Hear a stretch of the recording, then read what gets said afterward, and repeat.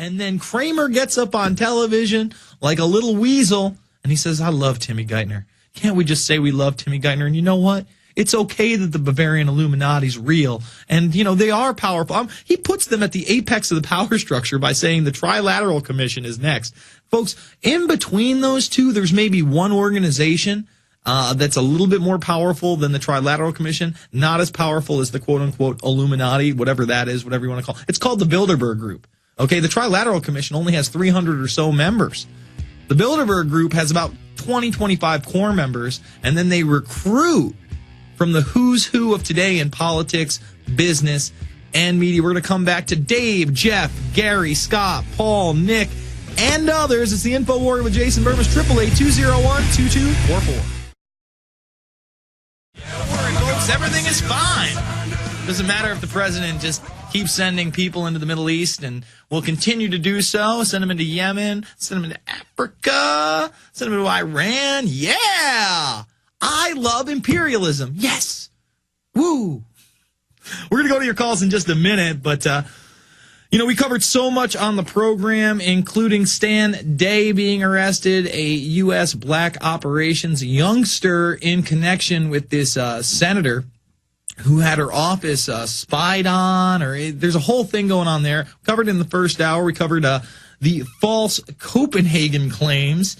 And so much more. I want to hit up these news stories. Egypt set to unveil Tutankhamun DNA results. Why is Jason Bermas covering this, other than the fact that it's extremely interesting?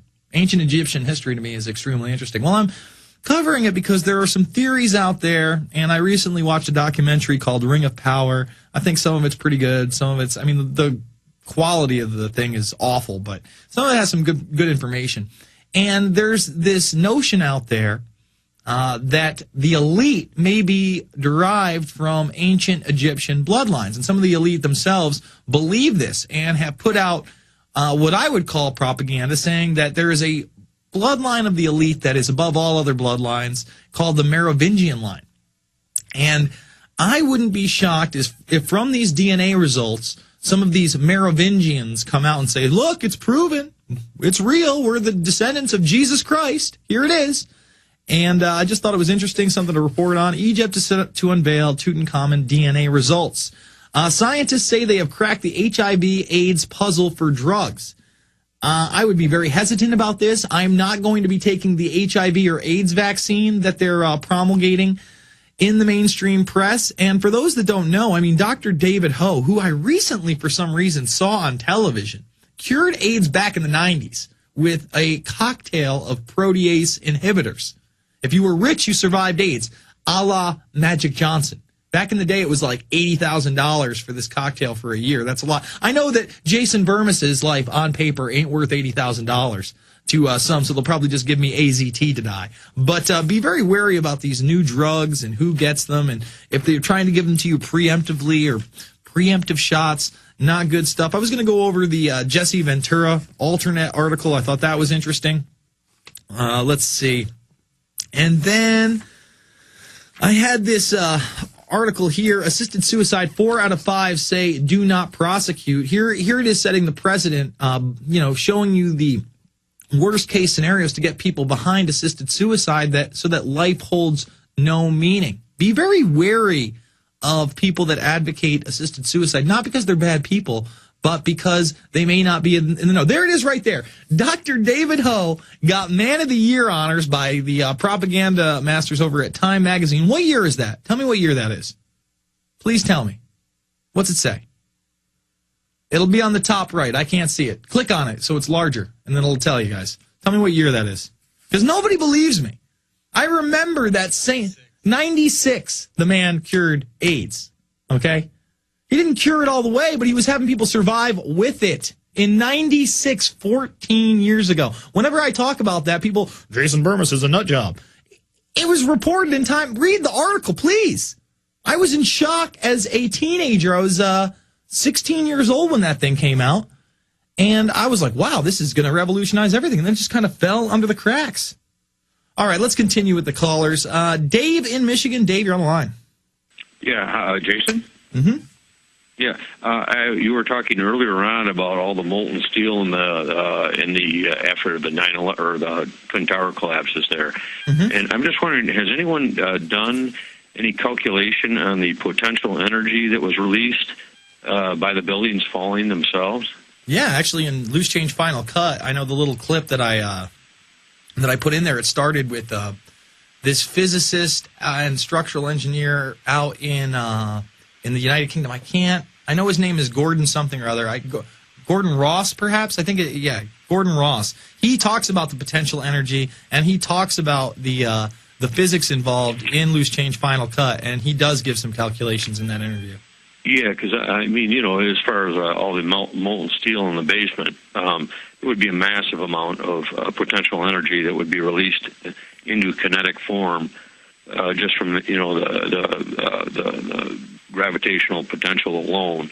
And that might account for quite a bit of the molten steel. I can't imagine the beams being cut themselves would release, Well, the bottom line is the mainstream debunkers and media refuse to even acknowledge that there were 2,000-degree plus temperatures at the base of the World Trade Center, and we know this from the NASA thermal photography. But notice the debunkers just say, "Oh, these truthers are all lying. You see, the steel didn't have to melt for the towers to collapse." That is foregoing the argument. We're saying that there was molten metal, molten steel, and molten iron on the scene of the World Trade Center, which is impossible by all official accounts, and they just refuse to even address that it exists. And that's why John Gross of NIST in that video just says, "I was on the scene. I didn't see any molten metal. Please give me the thermal images that show the molten metal." And then he refuses to give. And by the way, the guy in Loose Change Final Cut that offers him the thermal images is a professor at the university that he was speaking of.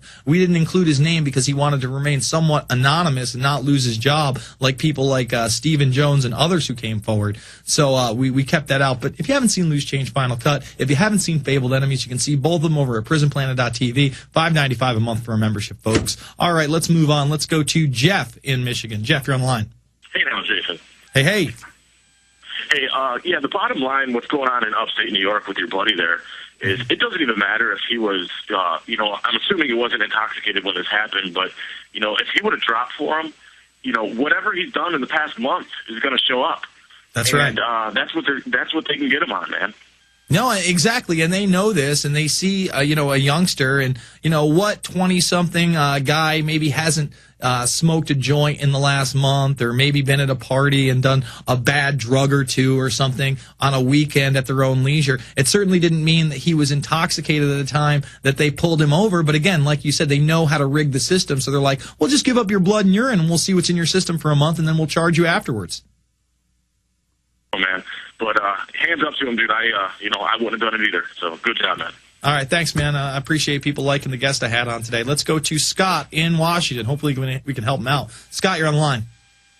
Yeah, three quick things. Just one on the subject of that Kramer guy. If you ask all these so-called people, or you dig into their so-called financial background or something like that, I bet you 10 to 1 that all of these people have got their money in gold and not in the stuff that they're selling to all the public and trying to fool them.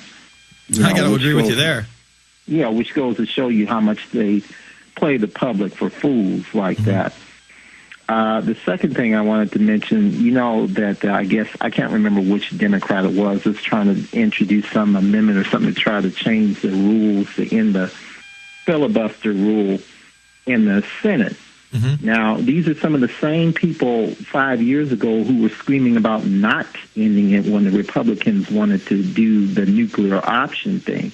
And at the same token, had they had used that same filibuster rule, they could have stopped some of these judges from getting on the same court. Now they're in power. They want to end it for themselves. Big shocker. So, yeah.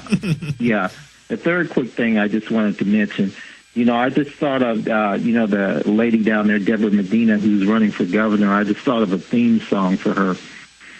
You remember that song in the early 90s? It was called Funky Cold Medina. Oh, yeah. By, who is Funky Cold Medina by? Come on. Somebody, I know his name. That's right. It's Tone Loc. Oh, snap, Jaron. Go ahead, Scott. No, that's just what I wanted to. I just thought that might be a little catchy Maybe next song time for she her. comes on the program on Alex Jones, we'll intro her with Funky Cold Medina. Keep it in mind, Jaron. I appreciate the call, Scott. All right. Hey, thanks, man. Let's go to Paul in Canada. It's nice to be able to actually keep an upbeat attitude when I do these kind of shows, when I am talking about such serious issues. Some people don't dig it. They're like, Bermas, how can you be so happy-go-lucky? Look, man, I got to live my life. I know I'm confronting evil on a daily basis.